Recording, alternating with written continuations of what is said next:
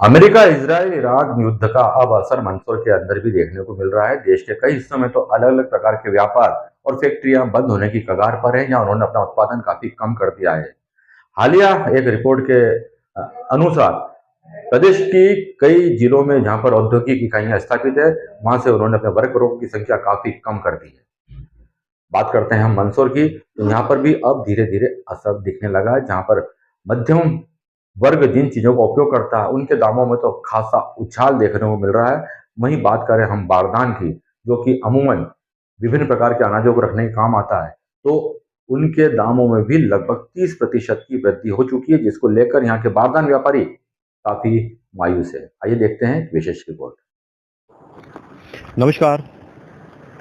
खाड़ी युद्ध का प्रभाव देश के विभिन्न हिस्सों के व्यापार पर पड़ने लगा है। मंदसौर भी अब इससे अछूता नहीं रहा है। मंदसौर में कई व्यापार ऐसे हैं जो खाड़ी युद्ध के चलते हुए अब अपने उत्पादनों को महंगा बेच रहे हैं या उन्हें अपना कच्चा माल महंगे में खरीदना पड़ रहा है, तो लिहाजा फिर बाजार में वो माल थोड़ा महंगा जा रहा है।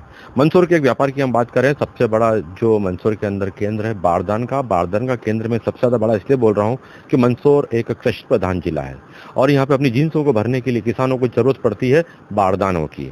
बारदान चाहे प्लास्टिक के हो चाहे ये वाले बारदान हो, इन दोनों की जरूरत किसानों को पड़ती है। और ऐसे में अब खाड़ी देशों से आने वाला माल काफ़ी कच्चा माल काफ़ी महंगा हो चुका है, लिहाजा अब बारदान भी किसानों को महंगे दामों पर खरीदने पड़ रहे हैं।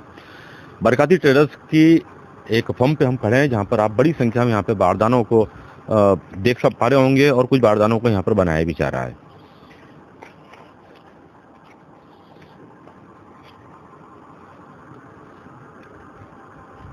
दिखने में बारदान हमको साधारण से लगते हैं, मगर इनको सिलना और इनकी घड़ी करना भी अपने आप में एक कला है। इनको इस प्रकार गोल ढेरों में इकट्ठा करना और भी कुछ सीधे गोल घेरों में इकट्ठा करना एक अद्भुत कला का हम नमूना भी बोल सकते हैं। मगर अब मंदसौर के अंदर ये बारदान भी महंगा हो चला है। यहाँ पर मोहसिन भाई बैठे हैं, हम उनसे बात करेंगे और जानना चाहेंगे कि क्या कारण रहे हैं जो ये बारदान अब महंगे हो चले हैं और ये आते कैसे हैं, कहाँ कहाँ से आते हैं और अभी उनको इसमें मुनाफा हो रहा है या नहीं हो रहा है। मोहसिन भाई, आप बारदान के इस व्यापार में कितने समय से हैं? सर हमारा पुश्तैनी व्यापार यही है जी मैं जब से कर रहा हूँ, शुरू से स्टार्ट कर रहा हूँ। उससे पहले पापा भी यही काम करते थे, शुरू से हमारा यही बिजनेस है जी। तो अभी जो खाड़ी इजराइल अमेरिका और ईरान का जो युद्ध चल रहा है अभी, इससे ये माल महंगा पड़ रहा है। अभी आपको क्या लागत में कमी आ रही है इसके अंदर? सर ये महंगा हो गया है कि इसमें क्या है कि इस समय सीजन का समय है, गेहूं में इसका उपयोग बहुत काफ़ी होता है और हमको माल मिलने में बहुत दिक्कत आ रही है। वो दिक्कत होने के कारण जो रेट जो 22-23 रुपये नग जो चलता था वो डायरेक्ट 27, 28, 30 इन रेटों में चला गया है। और छोटे व्यापारियों को तो बहुत ज़्यादा समस्या आ रही है। वो हमें कच्चा माल मिलने में समस्या हो रही है। कारण क्या है कि इसकी उपलब्धता बहुत कम है। इतना मार्केट में रिक्वायरमेंट ज़्यादा है, माल इतना है नहीं, माल आगे से आ नहीं पा रहा है। नए मालों की कमी बहुत है, आगे से आने रेट बहुत बढ़ चुके हैं। जो सुतली की बोरियां जो होती थी टाँका लगाने की, सर वो पिछले साल 6,000 रुपये की एक बोरी थी 50 किलो की, आज उसका भाव है 9,500 रुपये। 4,500 रुपये की तेजी इसी कारण हो रही है सर। बहुत तेजी हो रही है, 5-5 रुपये एक एक प्राइस एक एक बैग में बढ़ गया। और पीपी प्लास्टिक भी बहुत इसका उपयोग, कुछ इसका निर्भरता रहती थी, प्लास्टिक आता था उसमें भी 120-25 रुपये किलो का प्लास्टिक का भाव था, वो 180 रुपये किलो चला गया। 180 रुपये पर केजी, मतलब 40 से 50 रुपये उसमें बढ़ गया। तो इसका और उसवल का इसका रेट इक्वल हो चुका है। बहुत मार्केट में इसकी शॉर्टेज बहुत है, उस कारण का 5-6 रुपये 7 रुपये, किसी किसी यूनिट में 10 रुपये। वो गवर्नमेंट भी इसको ले रही है।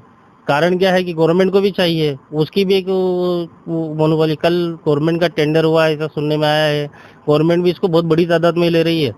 इस कारण बहुत तेजी है सर, बहुत व्यापार में बहुत दिक्कतें आ रही है। पैसा भी ज़्यादा लग रहा है, समय का भी हो रहा है, बहुत ज़्यादा दिक्कतें चल रही है। तो ये जो बाहर से जो माल आता है, ये आपका ये सूत की बोरी बनाने का, ये अमूमन कौन कौन से देशों से आता है?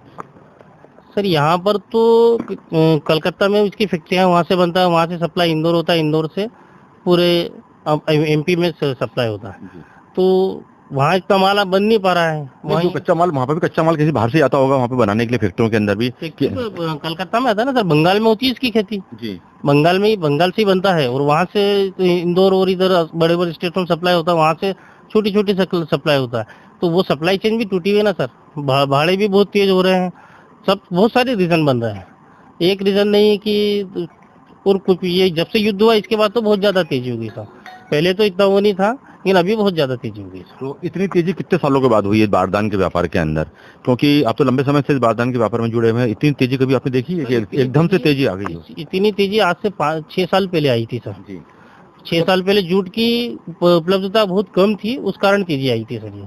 उसके बाद में आज तेजी आई है ये। 8 साल पहले थी, 6 से 7 साल पहले तेजी थी, और उसके बाद आज ही, तब उस समय भी इतनी तेजी नहीं थी सर जो आज की तेजी है। ये रिकॉर्ड तेजी, ऐसी तेजी कभी नहीं आई है सर, ये फर्स्ट टाइम हुई है सर ये। तो लगभग कितना प्रतिशत ये महंगे हो गए हैं बारदान जूट के जो देख रहे हैं हम अभी? सर 6 रुपए ने, मतलब अप्रोक्सीमेट अगर कोई नग 22 रुपए का था तो वो 27 रुपए का हो गया है, मतलब 5 रुपए पर नेक पे यूं मान के चलो 30% की वृद्धि है सर, 25 से 30% की वृद्धि है सर। तो ये वृद्धि अभी अभी आई है कि कुछ समय पहले अभी आई है ना सर, ये भाई एक महीने की तेजी है सर।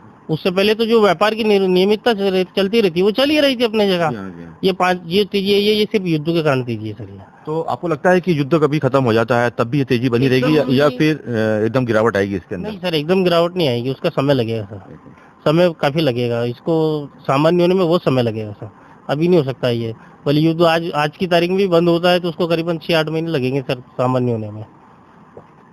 तो इसमें फिर जो आपका मुनाफा होता था उसमें भी गिरावट आई होगी फिर तो आपको इस बढ़ते हुए दामों के चलते? सर व्यापार करना ही बहुत मुश्किल हो रहा है। अच्छा। व्यापार करना ही बहुत मुश्किल हो रहा है क्योंकि माल मिल नहीं रहा है सर। कि जब माल मिलेगा तो उसको रिपेयरिंग करवा के आगे बेच पाएंगे, बहुत मुश्किल से माल मिल रहा है, कॉस्टिंग ज्यादा लग रही है, फिर ऊंचे नीचे माल आते हैं, प्रतिस्पर्धा बहुत बढ़ गई है, बहुत मुश्किल का सामना हो रहा है। तो अमूमन आप बता सकते हैं मंदसौर जिले के अंदर कितनी बोरियों की खपत होती होगी एक साल के अंदर, एक मोटा मोटा आंकड़ा आप? अभी तो सर डेली में मंदसौर जिले के अंदर ये मान के चलो सर 10 से 15 हजार नग डेली की खपत है। डेली जा रहे हैं? डेली जा रहे हैं सभी व्यापारियों को मिला के।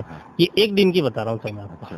हाँ, 10 से 15 हजार नग एक दिन की खपत रहती है, और अभी सीजन का टाइम है, अप्रोक्सीमेट ये 2 ही महीने अच्छा काफी सीजन रहता है सर। तो डेली जब मंडी चालू रहती है इतना लगता ही लगता है सर, केवल मंदसौर जिले में। बाकी आसपास की मंडियाँ हो रही है और उनका अलग ही स्कोप है सर। तो 10 से 15 हजार नग सभी व्यापारियों के मिला के मंदसौर जिले के अंदर लग जाते हैं जूट की बोरियों के। इसमें अपने प्लास्टिक की बोरी भी जोड़ रखी है? नहीं, जूट की बोरी, सिर्फ जूट की बोरी? सिर्फ जूट की बोरियों का बता रहा हूँ मैं आपको। प्लास्टिक का तो और ज्यादा है सर, प्लास्टिक का स्कोप तो और ज्यादा है, वो ज्यादा लगता है जी। जूट से ज्यादा लगता है प्लास्टिक के।